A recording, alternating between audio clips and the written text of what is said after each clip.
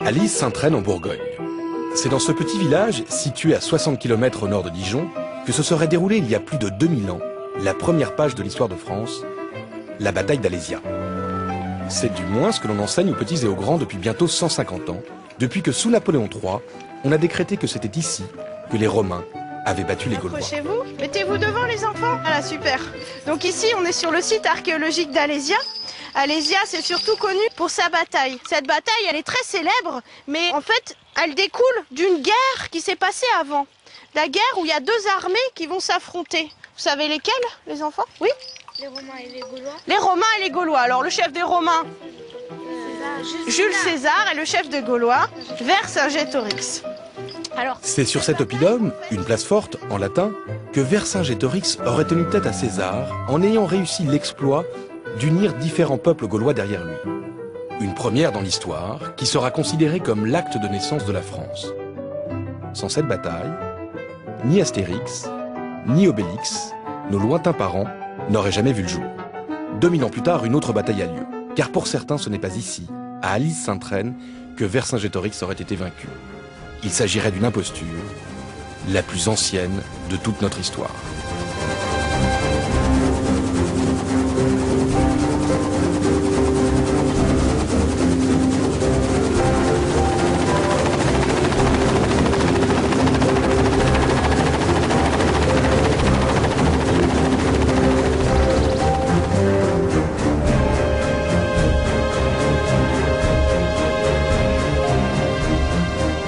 Pour comprendre les enjeux de cette nouvelle bataille, deux conditions sont nécessaires.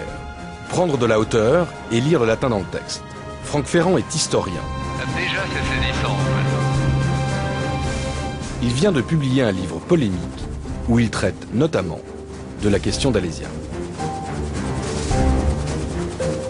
On peut dire que la bataille d'Alésia est le premier acte de l'histoire de France. C'est l'acte fondateur, puisque c'est à partir d'Alésia que l'autorité de Rome s'impose sur les Gaules. C'est la première fois que définitivement les Romains sont chez eux en Gaule. Alors ça va entraîner des conséquences énormes, et notamment c'est le début de l'histoire de France au sens propre, puisque du temps des Celtes, il n'y avait pas d'écriture, ou plus exactement, il n'y avait pas de récit.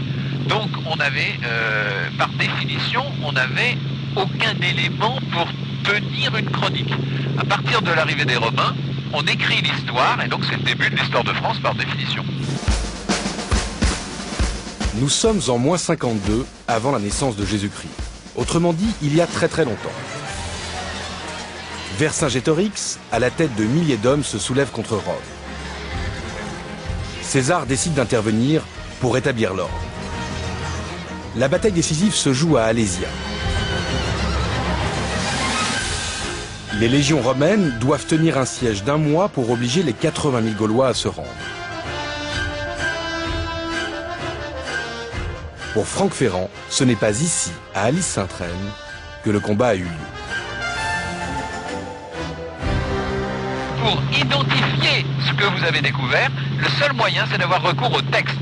Or là, les textes nous disent, par tous les biais, par tous les mots, par toutes les phrases, que ce n'est pas ici qu'a eu lieu le siège, et que ce n'est pas ici qu'a eu lieu la bataille d'Alésia.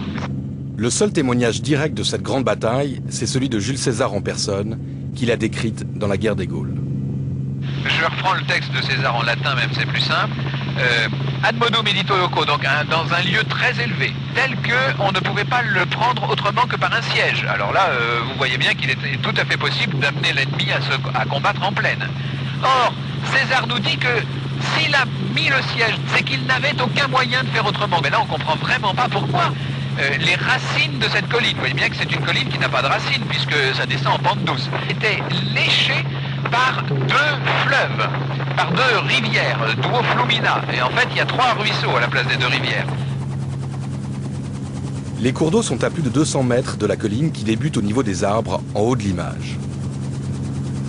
Et il dit, les autres collines tout autour se trouvaient à un espace faible de l'oppidum. Alors là, en fait, elles sont à 2 km carrément, les collines. Et ils étaient à la même altitude. Bon, ça, c'est la seule chose. À la limite, on peut admettre que dans la description de César, il y a 3 mots qui correspondent. C'est pari altitudinis fastigio, c'est-à-dire à la même altitude que l'oppidum. Ben, vous avouerez que sur 50 mots, 3 qui coïncident, ça fait pas beaucoup. L'oppidum d'Alice Sainte-Reine mesure 97 hectares. César, dans son texte, parle de 80 000 combattants gaulois réfugiés dans cette citadelle. Pour Franck Ferrand, c'est mathématique. La colline est trop petite. On a vraiment du mal, hein, quand on est là, franchement, avec la meilleure volonté du monde, on a du mal à imaginer une population de 100 000 combattants qui peut vivre ici pendant des semaines, plus 15 000 chevaux, 30 000 têtes de bétail, plus la population de l'Alésia des Mandoubliens. Donc mettez environ 150 000 personnes sur ces 97 hectares, mais les gens sont littéralement au coude à coude, ils sont serrés comme des sardines, ils doivent marcher dans leurs fanges, enfin tout ça est invraisemblable. Donc non seulement le site ne correspond pas à la description qu'en donne César, mais la taille même du site, sa conformation et les exigences qu'il impose en termes stratégiques font qu'il est impossible que c'est été le site d'Alésia. Retour sur le plancher des vaches à Alice Sainte-Reine. Louis de Broissia est l'ancien sénateur et président du Conseil général de Côte-d'Or. Non, je dirais rien. Allez, à tout à l'heure. Il vient de perdre ses 2 titres coup sur coup. À sa gauche, l'actuel directeur du site, Philippe Mathieu. Est-ce que vous pensez que ça... Les notables locaux ne partagent bien sûr pas l'avis de l'historien Élie Porté. Pour les 2 hommes, le débat est dépassé. L'important, c'est l'avenir. Et l'avenir, c'est la création d'un futur musée au parc dédié à la bataille. Un projet pharaonique, si l'on peut dire, à plus de 50 millions d'euros. C'est le lieu qui a été choisi pour construire le futur musée archéologique. Musée qui va présenter la manière dont on a vécu à travers les collections, depuis la préhistoire jusqu'au Moyen-Âge, en mettant l'accent sur la période de l'Orient. Musée qui sera relativement enterré, puisqu'il aura la couleur du Murus Gallicus, alors que le centre d'interprétation de la plaine des Laumes, lui, sera un peu comme un petit colisée en bois. C'est le style qu'a voulu donner le célèbre Monsieur Tchoumi.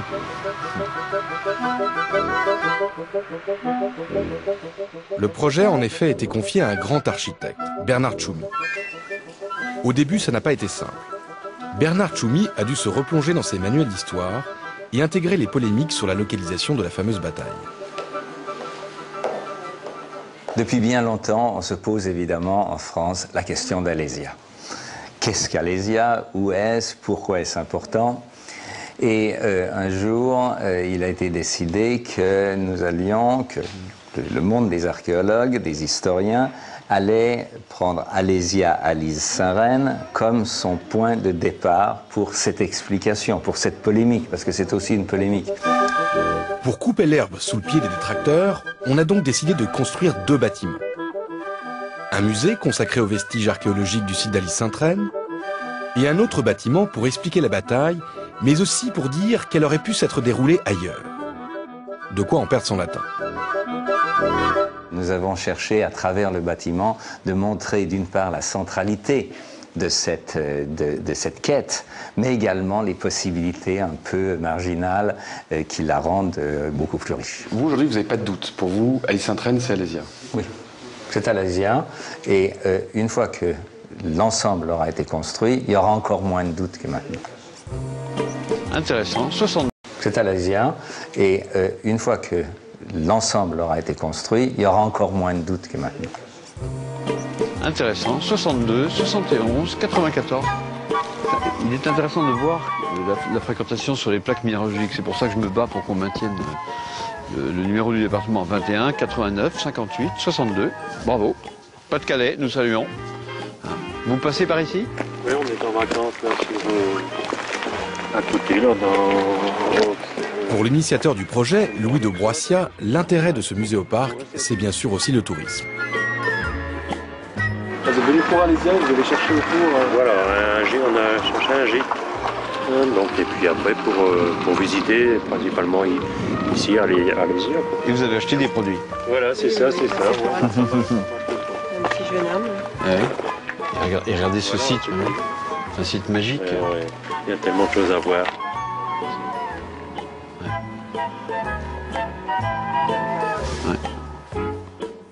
Ici, on va faire un musée d'Alésia, un vrai musée. Donc rendez-vous en 2011 ? Ah, ouais. Même jour, même heure.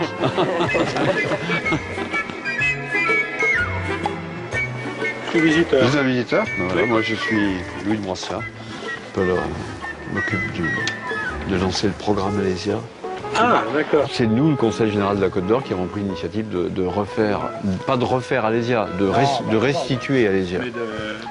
Parce que quand même, il y a des visiteurs, vous voyez, comme vous, il y en a encore, quoi, 30, 40 000 par an. En fait, un peu moins, 25 000. Avec le nouveau projet, ce sont 150 000 touristes qui sont attendus et des millions d'euros d'infrastructures pour les accueillir. Une aubaine pour la région. Économiquement, c'est important pour la région.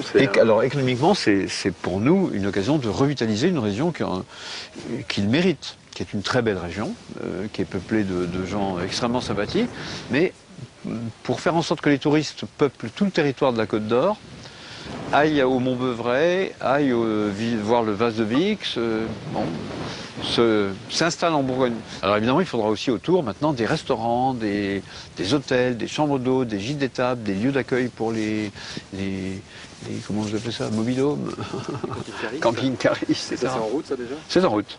On y travaille activement. La complémentarité entre les besoins touristiques à certaines périodes et les besoins de l'économie locale à d'autres moments fait qu'il y a une réelle opportunité pour un porteur de projet en matière d'hôtellerie ou de restauration aujourd'hui. Autrement dit, c'est pas un projet pour rire, hein. C'est maintenant le programme qui se déroule normalement. À quelques nuances près. Car Louis de Broissia est bien conscient que le débat n'est pas encore clos sur la localisation d'Alésia et que l'histoire peut encore être réécrite. All from Norvège. Vous savez que c'est la cavalerie germaine qui sauve César. Ah ouais. Si la Germanie avait été alliée aux Gaulois, nous dominerions ensemble Rome. Oui, oui. Ça, c'est une idée encore charmante. Ça me plairait beaucoup. Il y a toujours des polémiques qui sont persistantes 2000 ans après sur le lieu du site. Et les détracteurs du site disent l'oppidum est trop petit, c'est pas assez, oui. C'est pas une place forte. D'abord, qu'il y ait des polémiques, c'est pas une mauvaise chose. Ça veut dire que la polémique alimente le mythe. Bon. Et tant mieux s'il y a eu des Alésias au Japon. Non, pourquoi pas, pendant qu'on y est. Bon. En tout cas, des Alésias en Franche-Comté, des Alésias dans d'autres endroits. Mais les détracteurs s'appuient en fait sur le texte de César en disant voilà, oui, la description, c'est pas tout à fait conforme. Le fleuve, voilà. Bon. Quel était l'objectif de César quand il a écrit ses commentaires sur la guerre des Gaules? Il veut surtout se valoriser. De montrer aux sénateurs romains qu'il était un génie. Hein et de construire sa carrière politique. Il n'entendait pas faire œuvre d'historien. Et la Gaule fait peur. Oui, tout à fait. Et la Gaule fait très peur. Donc, il suffisait qu'il brosse un panorama général du site pour ensuite expliquer les opérations qu'il avait conduites. D'accord, pour vous, c'est pas rigolo. Enfin, le texte est pas... Ce texte est un élément important, puisque il parle d'un oppidum dont les côtés sont baignés, qui est entouré de 2 rivières, qui est composé...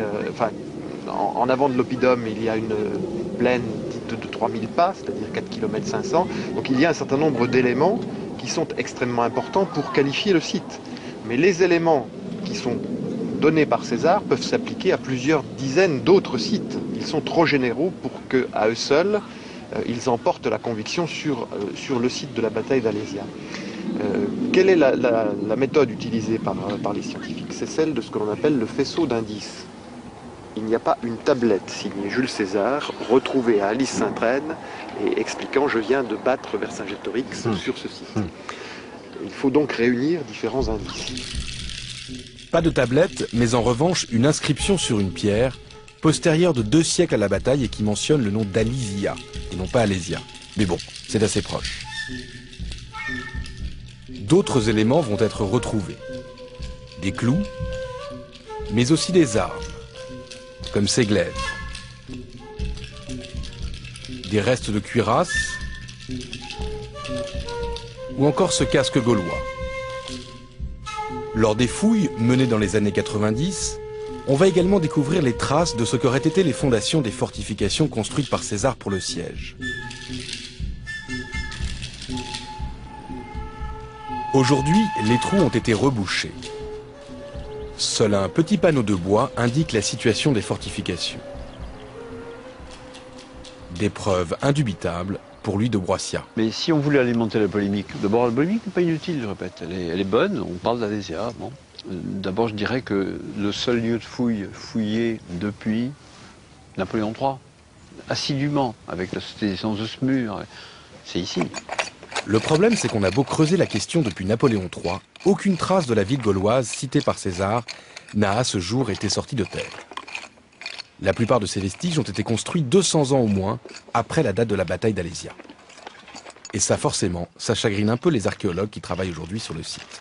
On était persuadés qu'on allait, en descendant jusque dans les premiers niveaux d'occupation, trouver des niveaux gaulois. Mais non, malheureusement, on n'a rien trouvé. Alors peut-être que c'est sous la réserve là-bas, je sais pas. En tout cas, dans les parties qu'on a fouillées, nous, non. Non, parce qu'on a quand même bien regardé ça. C'était, disons, un des buts aussi. Ouais. Du coup, on fait contre mauvaise fortune bon cœur et l'on continue de creuser pour le plaisir des touristes. Les responsables du site ont fait comprendre qu'eux, ils tenaient à ce qu'il y ait quand même une activité archéologique. Et c'est vrai que de fait, à peu près tous les gens qui passent nous posent des questions et ça permet un peu la vie du site. Voilà, ouais. ça permet de montrer que le site n'est pas mort. Car ici, en dehors de quelques vestiges, d'une petite boutique de souvenirs et du mythe omniprésent de Vercingétorix, pour l'heure, il n'y a pas grand-chose pour attirer les touristes en masse. En fait, Alésia n'est officiellement en Bourgogne que depuis 1865, date à laquelle Napoléon III a offert cette immense statue à la petite commune d'Alis-Sainte-Reine. Alors qu'il écrit, donc ça doit être vrai. Hein, la Gaule unie, formant une seule nation. Armée, d'un même esprit, peut défier l'univers. C'est très gaulien, c'est le côté national, un peu cocorico. Hein. C'est l'esprit de la statue qui est belle. C'est l'empereur féru d'archéologie qui s'est lancé dans la quête du site de la bataille d'Alésia. Par passion de l'histoire, mais aussi en raison des nécessités politiques de l'époque. Nous sommes à la veille de la guerre de 1870 avec la Prusse. Donc il y a clairement une volonté politique de Napoléon III Oui, à condition d'être unis, les Français sont capables de vaincre les Prussiens. Voilà ce qui sous-tend le choix de cette phrase. Et ça, c'est le mythe de l'époque qui dure longtemps. Un mythe qui pourtant, dès l'époque de Napoléon III, est contesté. L'archéologie en est alors à ses débuts, ce n'est pas encore une science. Certains fouilleurs auraient semble-t-il pris quelques libertés pour se faire bien voir de l'empereur. C'est en tout cas l'avis d'Éric Anceau qui vient d'écrire une biographie de Napoléon III. Mais ce qui est sûr, c'est que dans l'entourage, si vous voulez, des archéologues très nombreux qu'avait Napoléon III, il y avait, et c'est inévitable, des brebis galeuses. Imaginez quand même, et ça nous en avons la trace dans les archives de Napoléon III, que plusieurs centaines d'archéologues travaillaient à ses côtés. Et dans ce réseau, inévitablement, il y avait des gens qui, pour se faire valoir, je dirais, avaient parfois tendance à exhumer des choses qui n'avaient pas lieu d'être. Hein. Donc ça, des choses qu'ils avaient eux-mêmes placées. Qu'ils avaient eux-mêmes placées, effectivement. Et on s'en est rendu compte, parfois même là, dès le Second Empire. Et parfois après. Alors on a fait des gorges chaudes. Et justement, ces choses qu'on a exhumées ont appuyé la thèse comme quoi Alis-Sainte-Reine n'était pas Alésia. Si on avait pu commettre l'erreur sur un site, on l'avait sans doute également commise pour Alis-Sainte-Reine. Cet intérêt pour l'archéologie va conduire Napoléon III à créer un musée dédié aux antiquités nationales, celui de Saint-Germain-en-Laye. Les équipes du musée sont associées au projet du futur muséoparc d'Alis-Sainte-Reine. C'est ici en effet que la plupart des armes retrouvées à Alis-Sainte-Reine sont entreposées. Pas de chance, la salle consacrée à Alésia est aujourd'hui en chantier. Voilà, on est en train de traverser les salles du deuxième âge du fer qui sont en cours de rénovation. Donc les vitrines sont vides. On va complètement réaménager cet espace pour lui rendre sa dimension du 19e siècle. Ça, c'est la salle d'Alésia. Ça, c'est la salle d'Alésia, ouais. Qui constitue depuis toujours le cœur du musée, en fait. Hein. Le musée de Saint-Germain s'est constitué autour des collections qui venaient de la bataille d'Alésia. Ah oui, Alésia, ça reste le pivot qui attire, enfin, ça reste le centre d'attraction du musée. Oui, bien sûr, oui, bien sûr. Historiquement, c'est intéressant, parce que 130 ans après, c'est toujours vraiment ce qui constitue le cœur des collections du musée. C'est ce qui attire les gens ici. Oui. Les armes et les objets sont aujourd'hui remisés le temps des travaux dans les coulisses du château. Donc là, on est dans les réserves de votre partie, là, c'est ça? Oui, on a les réserves du deuxième âge du fer, où sont conservés tous les objets trouvés à l'occasion des fouilles de Napoléon III. Bon, il y a plusieurs centaines de pièces, on a presque 800 pièces, mais là, je vous ai présenté un petit échantillon d'objets, comme par exemple cet élément de bouclier gaulois. Vous avez un casque gaulois, Donc ça, c'est des éléments perdus par les guerriers sur la bataille d'Alésia. Vous avez aussi des éléments de la lance des légionnaires romains, le pilum. Vous avez aussi des grandes lances gauloises, abandonnées par la cavalerie gauloise. Et puis des éléments de morts de chevaux, abandonnés par les combattants sur le lieu de la bataille. Là, ces éléments, comment on les date? En fait, la forme des objets évolue au cours du temps. La vaisselle dans laquelle on mangeait quand on était petit, enfant, c'est pas du tout les mêmes. D'ailleurs, on a cette nostalgie-là, hein, des verres de notre enfance à moutarde. Ça évolue. Les verres dans lesquels mangent nos enfants, c'est pas les mêmes que ceux de notre enfance. Ça sera pas les mêmes dans 50 ans. Ça évolue à peu près par tranche de 25 à 30 ans. En fait, il n'existe pas de moyens scientifiques pour dater les objets métalliques de manière précise. Pour le conservateur de Saint-Germain-en-Laye, il n'y a cependant aucun doute possible. Ces objets proviennent bien de la bataille d'Alésia, même s'il reconnaît que Napoléon III a pu instrumentaliser ses découvertes à des fins politiques. Si vous voulez, à chaque fois, l'archéologie, elle joue un rôle idéologique qui est majeur, parce qu'elle parle, en fait, elle délivre un message qui est un message politique, en réalité. Certains disent que le site d'Alésia ne correspond pas tout à fait à la description qu'en fait César. Est-ce qu'il n'y a pas eu de la part de Napoléon III la volonté de trouver ce site coûte que coûte pour justement cette nécessité politique Oui, mais nous, c'est pas du tout comme ça qu'on raisonne en archéologie. On raisonne un peu comme Staline. On dit, voilà, ok, les autres Alésia, combien de divisions? Où sont-elles? Et en fait, les autres sites où on a dit qu'on pouvait se trouver Alésia, on n'a absolument rien trouvé qui peut... Il n'y a même pas le moindre élément qui peut accréditer l'existence d'un site occupé durant cette période. Il existerait donc d'autres lieux qui revendiqueraient la bataille d'Alésia.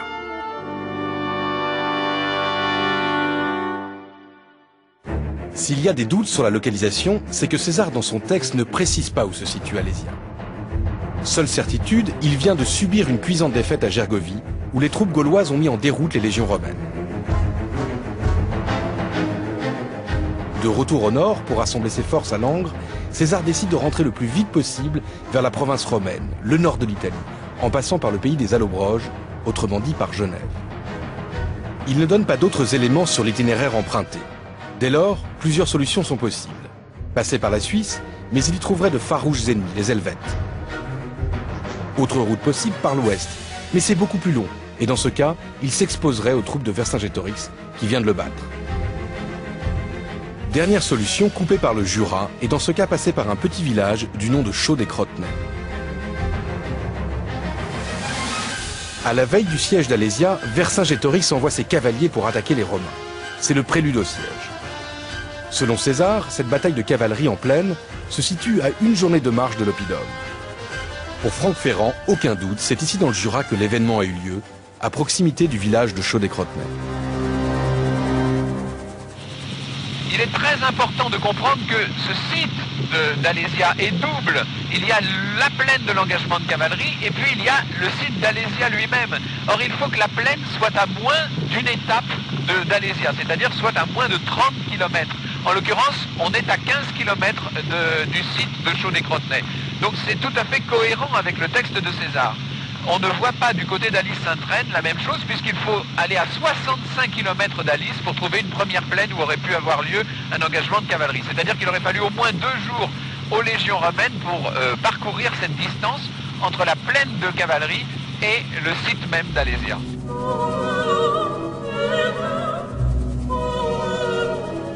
La citadelle imprenable décrite par César, ce serait donc cette colline. C'est ici que Vercingétorix aurait trouvé refuge, stoppant ainsi l'avancée des troupes romaines et les obligeant à tenir un siège. Pour rejoindre Genève, il n'y a en effet à l'époque qu'une route, et elle passe par cette colline. Pour Franck Ferrand, tout ici concorde. Ça, c'est extraordinaire, et c'est fabuleux de le faire en hélicoptère, parce que d'un seul coup, tout est encore plus explicite. César nous dit que l'oppidum d'Alésia se trouvait au sommet d'une colline. Il nous dit que cet endroit était dans un lieu très élevé, ad modum edito loco, un lieu très élevé, c'est le moins qu'on puisse dire ici. Il nous dit que ante idopidum, c'est-à-dire en avant de cet oppidum, s'étendait une plaine de 3000 pas. Or, si vous prenez la distance entre le bout là-bas et à l'autre bout de cette petite vallée, vous avez exactement 4,5 km, effectivement.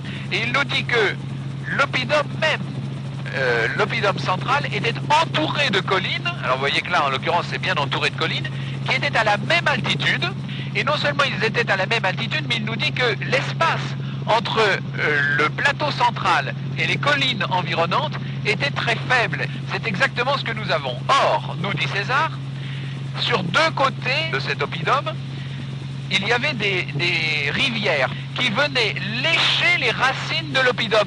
Vous les voyez, les rivières? Là, vous avez la Seine, S-A-I-N-E, hein, la Seine juste en bas. Et de l'autre côté, sur l'autre versant, vous avez la Lemme. Eh bien, la Lemme et la Seine viennent littéralement lécher les racines de la colline.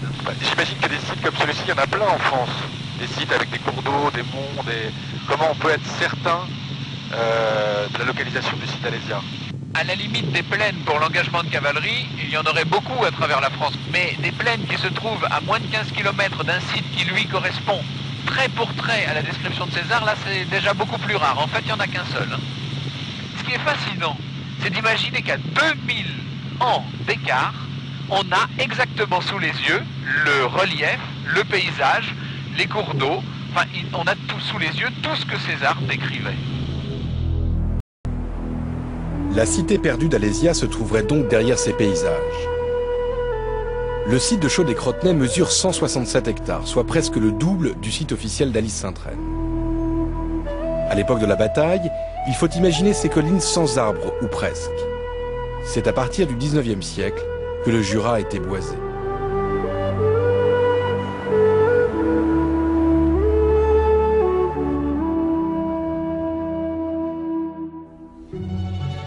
Ce site, c'est cet homme, André Berthier, qui l'a identifié le premier. C'est lui qui, pour la première fois, a affirmé qu'Alésia se trouvait dans le Jura. Nous sommes dans les années 60 en Algérie. André Berthier est alors responsable de l'archéologie pour la région de Constantine. Il vient de sortir de terre le site antique de Tidis, une cité berbère occupée par les Romains. Mais c'est la question d'Alésia qui va occuper le reste de sa vie. Il doute de la version officielle et décide de reprendre le texte de César pour faire dresser par un dessinateur un schéma. 40 points qui offrent selon lui un portrait fidèle du lieu. Un portrait qu'il va promener sur des cartes d'état-major de tout l'est de la France. Ces images, tournées en 1995, sont son seul témoignage télévisuel. Par amusement, je me suis livré au jeu de chercher Alésia avec une méthode nouvelle. Celle que j'ai conçue, très simple, c'était celle du portrait robot, c'est-à-dire on emprunte on regarde les mots les plus importants qui sont vraiment descriptifs, on en tire un schéma et on le promène sur la carte. Aujourd'hui, André Berthier est décédé.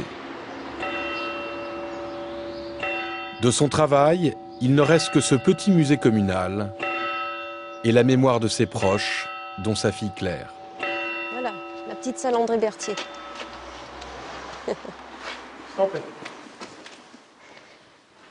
Voilà, on est dans cette petite salle qui est charmante. Avec quelques amis, elle se bat encore aujourd'hui pour que le travail de son père ne sombre pas dans l'oubli. Pas mal tous ces panneaux, finalement. J'avais 12 ans. Et je savais que mon père travaillait depuis des mois avec son dessinateur. Et un jour, il a appelé la famille, Suzette, les enfants, descendez. Alors on a dévalé l'escalier, on est arrivé dans son bureau. Et j'ai vu mon père en haut d'un escabeau, dominant les cartes en vue d'avion. Toutes les cartes étaient étalées, enfin l'assemblage de cartes. Il m'a dit « Eureka, j'ai trouvé ». Le principe, c'est d'extraire du texte tous les éléments objectifs et de dresser un portrait robot pour retrouver... Exactement comme fait la police pour faire le portrait robot et trouver une personne. Il a employé exactement les mêmes méthodes. On ne peut pas partir du principe que le site d'Alys-Sainte-Reine n'était pas très convaincant. Non, il est parti du site qu'Alésia était perdu, comme dans une enquête policière, quelqu'un est perdu et qu'il faut le retrouver. Et votre père ne connaissait pas ce site de Chaudet-Crotenay, n'avait aucune attache avec le Jura, n'était jamais venu? Ah non, mais c'était... de toute façon, il ne connaissait pas du tout le Jura. Cette démarche et cette méthode a été réalisée et faite à Constantine en 62. Et nous sommes venus, après cette Eureka, en 63, passer nos premières vacances. Pour vérifier sur le terrain? Ah ben, il fallait se rendre sur le terrain, puisqu'on n'en était qu'à la lecture sur carte, il fallait voir. Donc c'était la confrontation avec le terrain. Bon, ben on y va, c'est bien. De 1963 à sa mort en 2000, André Berthier va se consacrer entièrement à ce site. Il n'obtiendra que quelques rares autorisations de fouilles. Pourtant, lui et sa petite équipe de bénévoles vont découvrir de nombreux indices troublants, notamment ce mur perdu en pleine forêt, qui mesure plus d'une centaine de mètres. Selon André Berthier, une construction romaine. À quelques mètres de ce mur, de nombreuses autres découvertes vont être sorties de terre. Comme ce qui ressemble à des pointes de flèches, des couteaux, des clous, une boucle de ceinturon,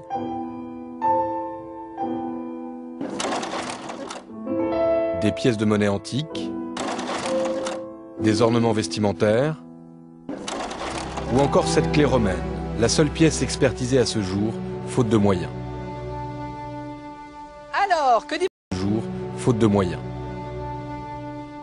Alors, que dit mon mur?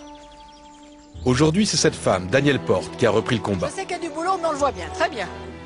Quand elle n'enseigne pas l'histoire romaine à la Sorbonne, Danielle Porte dirige une petite troupe d'irréductibles bénévoles qui passent leur loisir à protéger les vestiges révélés par André Berthier. Voilà, parfait.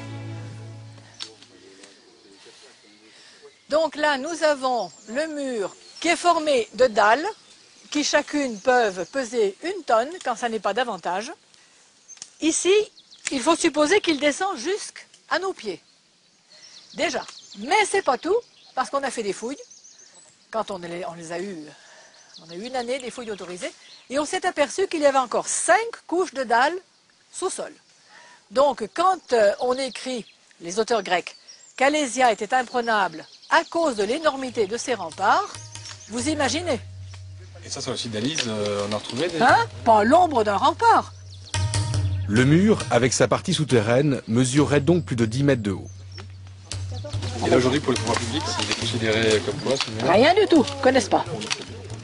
On vient nous dire que ce sont des limites de parcelles. Et c'est là qu'on vérifie sur le cadastre, ça ne correspond à rien. Des limites de parcelles, ça. Limites de parcelles, oui, oui, oui. Des murets agricoles. On nous a sorti le coup du muret agricole. Ça, c'est un muret agricole. Un muret. Un muret agricole. Autrement dit, un petit mur que les paysans élèvent pour séparer leur champ d'une haie ou d'un obstacle ou d'un ruisseau, ce que vous voudrez. Écoutez, le paysan actuel qui est capable de faire un muret agricole de cette dimension-là, là aussi, bravo à lui. Pour Danielle Porte également, ça ne fait aucun doute, Alésia serait bien ici. Pour l'affirmer, elle s'appuie sur un autre texte que celui de César. Son auteur, Diodore de Sicile, est un historien romain de l'époque. Il n'a pas assisté à la bataille, mais il décrit la ville quelques années plus tard après sa destruction par les Romains. Il parle d'une capitale religieuse majeure pour les Gaulois, mais aussi pour l'ensemble des Celtes. Une cité qui aurait donc abrité de nombreux monuments religieux. Un peu partout, cachés sous une épaisse végétation, d'étranges constructions en pierre apparaissent. Pour Danielle Porte, la plupart de ces vestiges sont les témoins oubliés d'un passé religieux vieux de plus de 2000 ans, qui remonte à l'époque gauloise des menhirs. Allez, monsieur Claire, on y va. Bien, ils ont quand même fait du bon travail. Alors voilà notre déesse Alésia, enfin c'est moi qui l'ai baptisée déesse Alésia. C'est un menhir anthropomorphe, c'est-à-dire à forme humaine. C'est rarissime ce que vous êtes en train de voir là. Une pierre posée sur un socle, percée au milieu, un exemple selon l'historienne d'art primitif unique en son genre. On aurait la forme d'un corps, oblong, arrondi pour la base, un épaulement et un autre épaulement ici, qui détache du corps 2 fragments qu'on peut assimiler soit à des bras, soit à des ailes. On a l'ébauche d'une tête et puis le trou qui symbolise le passage à la place du cœur. Mais c'est pas un hasard, c'est pas une érosion de la pierre, c'est pas...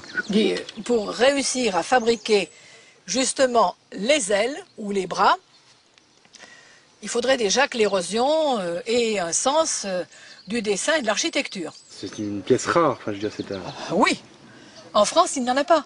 On a tout ce que l'on a pu, disons, trouver comme élément de comparaison. Ce sont des menhirs qui ont beaucoup moins que cela la forme humaine, c'est-à-dire la pierre reste sans qu'on dégage les bras, si vous voulez. Tandis que là, l'important, c'est que les bras sont dégagés. C'est ce qui en fait une pièce unique. Un peu plus loin dans la forêt, un autre exemple. Cette fois, il ne s'agit pas d'une statue, mais d'un ensemble de constructions. Alors là, on va voir la zone cultuelle qu'on avait dégagée il y a quelque temps. La combe est tout entière sacralisée. Là-bas, on a des tables en losange, des tables en triangle et tout ça. Ça fait un ensemble rituel monumental, là. La zone s'étend sur plusieurs centaines de mètres.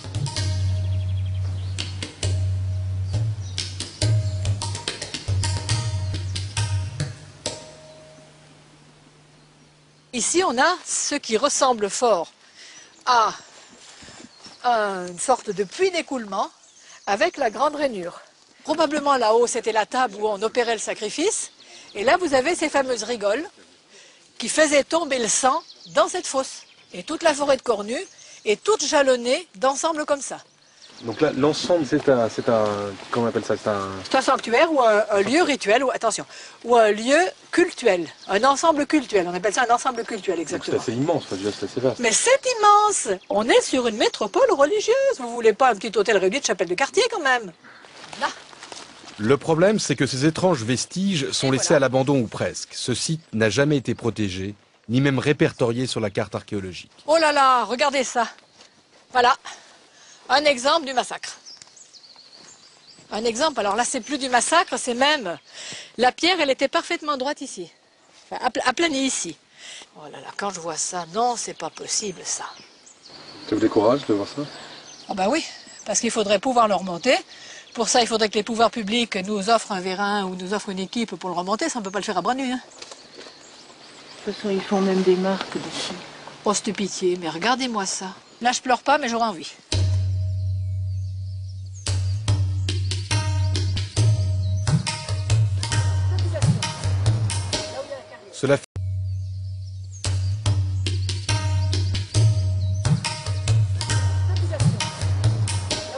Cela fait plus de 30 ans que Daniel Porte se bat pour faire en sorte que les pouvoirs publics protègent ces précieuses pierres.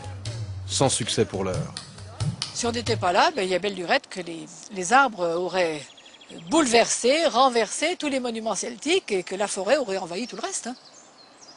Donc heureusement qu'on est là, mais avec les moyens dont on dispose, c'est-à-dire rien, on ne peut rien faire contre la sottise ou l'acharnement aveugle des hommes. Hein. Là, on est livré au hasard. On va exploiter le site d'Alice Sainte-Reine et on va induire les Français en erreur. Ah ben, oui, tous les touristes étrangers. C'est un mensonge historique, Alice Sainte-Reine. Bien sûr. On va dépenser des centaines de millions pour ça. C'est stupide. Vous demandez quel combat, mais c'est un combat pour la vérité, c'est tout. Mais oui, voilà, c'est tout la simple, vérité hein. historique. C'est tout ça. Autrement, on n'a aucun intérêt, nous, justement, à soutenir qu'Alésia soit là plutôt qu'ailleurs. Pour nous, ça ne change absolument rien. Pour la vérité historique, ça change beaucoup. Donc, dès qu'on a un peu d'honnêteté intellectuelle et un peu d'amour de l'histoire, eh bien, on cherche à établir la vérité. La vérité historique, c'est cet homme qui la détient, Michel Rédé. C'est un des pontes de l'archéologie française, le plus grand spécialiste d'Alésia. C'est lui qui a initié le projet du futur musée au parc en Bourgogne. Il connaît les travaux d'André Berthier sur le site du Jura, mais il n'y croit pas. Pour lui, la bataille s'est bien déroulée ici.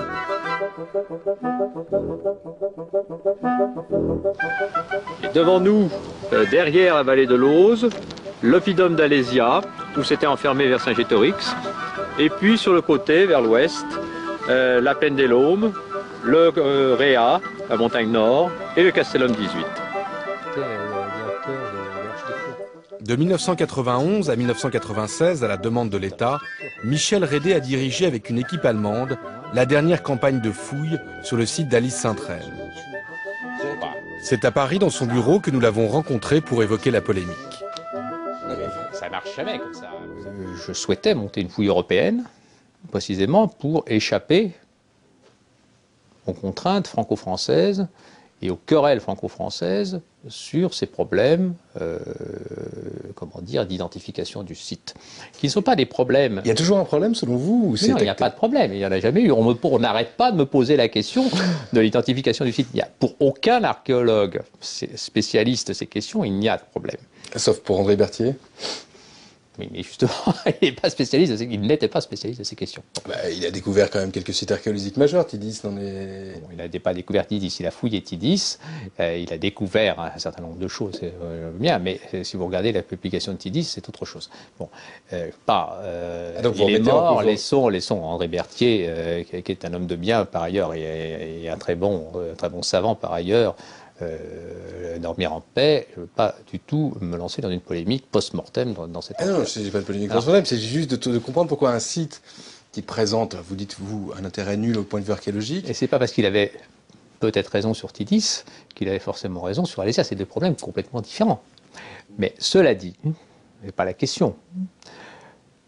Si on trouve quelque chose, que ce soit dans un sondage, que ce soit sur une fouille plus ou moins large, on le publie avec le matériel associé. Je n'ai encore jamais vu un vrai dessin de fouille, au sens technique du terme, avec l'analyse d'un contexte archéologique et les objets associés de la part d'André Berthier ou de l'un des gens qui fouillaient avec lui. Je n'en ai vu aucun, je n'en connais aucun.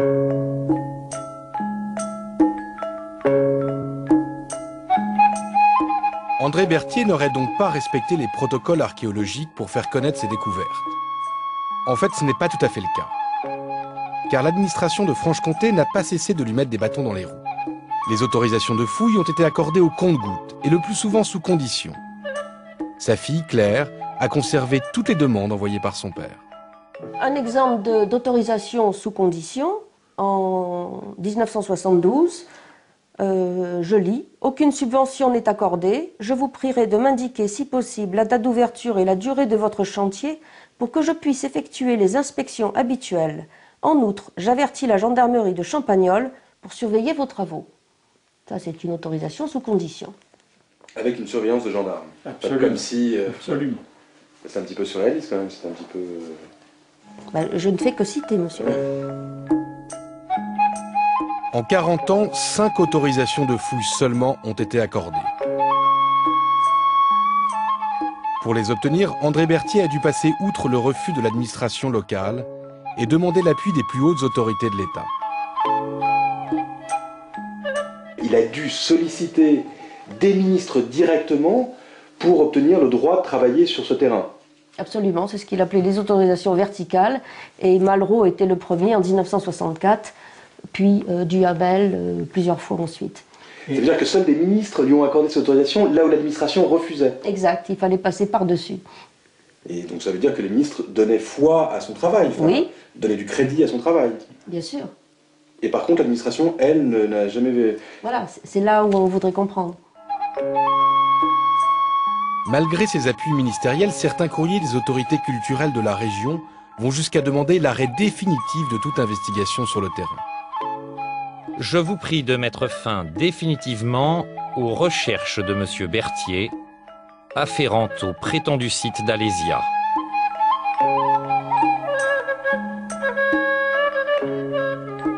Qu'est-ce qui a fait peur? C'est le nom Alésia qui justifie ce blocage? Bon, c'est un dogme, on n'avait pas le droit de toucher au dogme. Mais on peut très bien étudier ce site sans prononcer le mot Alésia. On peut très bien venir voir, on peut très bien au moins se déplacer, considérer les choses. C'est du bon sens. S'il y a du matériel en abondance, qu'on en fasse l'étude typologique... On ne peut pas la faire. On ne peut pas le faire. Où sont où les armes? Elles sont à la disposition de l'État. Comment? Des archéologues. Elles sont à la disposition de l'État et des archéologues. Elles sont à la disposition des archéologues. Elles sont pour l'instant gardiennées par les héritiers de Berthier. À la disposition de l'État et des archéologues. Mais que les archéologues les publient. Pourquoi ils ne les publient pas? Mais c'est au découvreur de publier. Alors le découvreur, il est mort. Mais il y a une partie de son équipe. Aucun archéologue. Mais il suffit d'aller mettre quelqu'un dessus. Et je vous assure que c'est pas un problème, ça. Qu'il les apporte au musée des Antiquités nationales, on va mettre un étudiant à les publier. Ça, c'est simple. Pas moi, parce que sinon on m'accusera évidemment d'avoir manipulé la chose, forcément, puisque je suis l'abominable qui est le représentant de l'archéologie officielle. Vous ne trouvez pas que c'est frustrant, ce site qui est délaissé? Vous ne trouvez pas ça frustrant? Qu'est-ce qui est frustrant? Le fait qu'on n'ait pas fouillé. Oui. Et encore une fois, il n'y a rien qui s'oppose à ce qu'on fouille, monsieur. Qu'une équipe sérieuse, avec un projet... n'était pas sérieux, quoi. Je ne vous ai pas dit ça. Je vous ai dit qu'une équipe sérieuse aujourd'hui, maintenant qu'André Berthier est mort... Ah, d'accord, il a fallu attendre la mort d'André Berthier pour que les choses deviennent sérieuses. Mais vous surinterprétez, vous interprétez tout ce que je dis. Qu'une nouvelle équipe, si vous préférez, sérieuse, avec un projet sérieux et présentant des indices disons, archéologiques qui permettent de justifier une fouille, se présente. Pourquoi pas vous? Mais moi, ça ne m'intéresse pas, puis je suis parti ailleurs. Ça vous intéresse pas? Non, ça ne m'intéresse pas. Parce que moi, je ne suis pas capable de monter un dossier sérieux sur les Crotenay. Pourquoi? Parce que... Je m'arrête là. Parce que c'est pas sérieux? Mais c'est parce qu'il n'y a pas, tout simplement. Il n'y a pas quoi? À ma connaissance, il n'y a pas. Mais je ne suis sans doute qu'un faux savant. Non, mais je ne dis pas que vous êtes un faux savant. Mais vous avez été sur place, quoi? Vous avez vu? Mais oui, j'ai vu. C'est pour ça que je vous le dis. Et donc vous n'avez rien vu? Sans doute. J'ai vu beaucoup de murs, bien entendu. Beaucoup de marchés, beaucoup de terrasses agricoles. Ça, oui, j'en ai vu. Beaucoup. J'en ai vu tout autant à l'île Saint-Fred et partout ailleurs. D'accord. C'est la chose du monde la plus répandue. Et quoi, des murets agricoles? D'accord. Pour vous, c'est des murets agricoles? Les différentes associations qui travaillent sur le site jurassien n'ont en tout cas jamais été sollicitées par Michel Rédé. Bon, là c'est la Gadoue. Sans connaissance du terrain et sans guide, difficile de se repérer sur les 167 hectares du site. Après 30 ans, Claire Berthier a parfois du mal à s'y retrouver, même quand elle veut montrer ses propres découvertes. Comme par exemple cette construction souterraine qu'elle a mise à jour. Alors, je vais te montrer dans quel état on a découvert et ce qui nous a intrigués. Effleuré du sol, c'est 2 pierres. C'est un empilement de blocs. Et ça, ah, c'est très bien construit. D'ailleurs, là, c'est un petit peu abîmé. Dans un premier temps, on a retiré simplement les grosses pierres qui étaient éboulées. Mais il faut imaginer que ce puits maçonné était complètement rempli. D'accord. Ben, ça doit faire 1,40 m et peut-être 2,50 m de diamètre. C'est vous qui l'avez dégagé? Oui, on était 2 et on a fait ça pendant 1 semaine. Donc on a dégagé de la terre rubéfiée, beaucoup de cendres, du carbonate de chaux et des expertises de tout ça, et quelques ossements d'animaux. Certaines pierres sont sur champ, comme celle-ci. Ces expertises, Claire Berthier affirme qu'elles ont été transmises par son père à la Direction régionale des affaires culturelles de Besançon, la DRAC. Les ossements dont vous parlez ont été analysés donc par des laboratoires et transmis à la DRAC pour... Les ossements, mais surtout les prélèvements de toutes les couches et de cendres et de terre. Et les résultats des laboratoires ont été transmis avec les rapports de fouilles, comme tous les rapports de fouilles qui sont en principe à Besançon. À la DRAC. À la DRAC à Besançon. Oui. Et la DRAC, depuis 40 ans, n'a jamais réagi. N'est jamais venu sur place pour... Aucune personnalité compétente n'est venue pour faire un examen de chacun des éléments qui ont été reportés dans les rapports de travaux effectués par André Berthier et ses équipes. Vous n'êtes que devant des tas de cailloux, monsieur. Nous avons sollicité le responsable de la DRAC locale. Il n'a pas souhaité s'exprimer sur le sujet.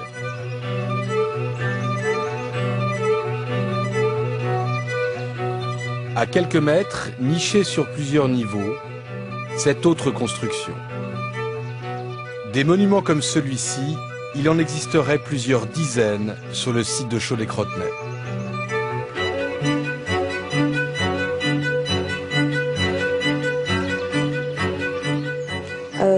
Ce qui est extraordinaire sur ce terrain, c'est qu'on a des monuments, des vestiges dont la forme se répète. Des niches comme ceci, on en a trouvé plusieurs. Des frontons comme celui-ci, il y en a d'autres. Langue, c'est ça ?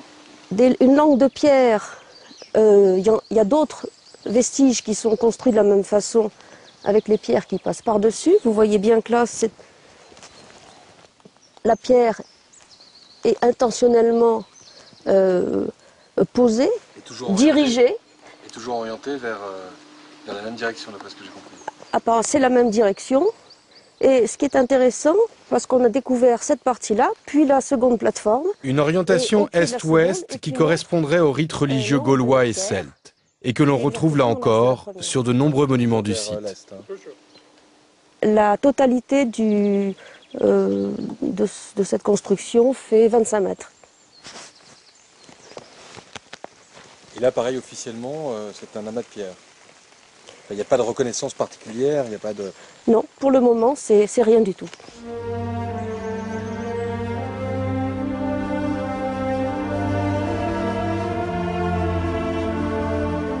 En attendant que les autorités archéologiques s'intéressent à ces étranges vestiges, les bénévoles héritiers d'André Berthier tentent de préserver ces pierres et ce site, en espérant qu'un jour enfin, la lumière soit faite sur leur étrange découverte.